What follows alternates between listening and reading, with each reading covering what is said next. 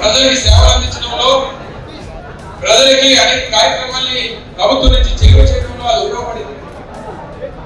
ప్రభుత్వం ప్రజలకి చేరువడానికి అది ఉపయోగపడింది, కానీ ప్రజలకి పార్టీకి కార్యకర్తలు దూరం చేసేటువంటి దాంట్లో అదే వ్యవస్థ ఉపయోగపడిందని చెప్పి కూడా బలంగా నమ్ముతా ఉన్నాం. సరే పోనీ వీళ్ళేమన్నా ఉపయోగపడతారా, వీళ్ళేమన్నా మన ఎన్నికల్లో ఉపయోగపడతారా అని చెప్పి చాలా మంది ఆశించారు. నేను గాలివాకులో పోటీ చేశాను.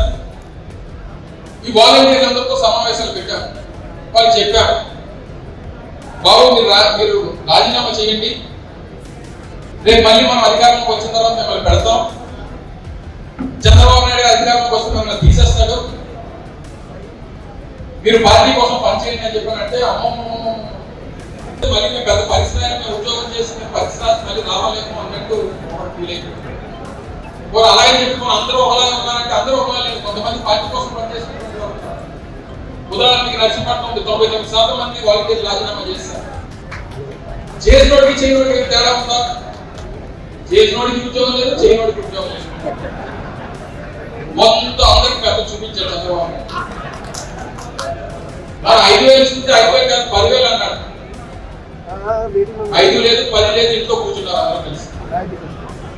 ఇటు పెట్టినటువంటి వ్యవస్థ వల్ల మనం నష్టపోయి, మనం నమ్ముకున్నటువంటి కార్యకర్తలు కూడా నష్టపోయి, చివరికి అందరి వల్ల పార్టీ నష్టపోయి, చివరికి అధికారాన్ని కోల్పోయి రాష్ట్రంలో ప్రజలు పేదవాళ్ళు నష్టపోయినటువంటి పరిస్థితులు ఈ రోజు రాష్ట్రంలో ఉన్నాయి.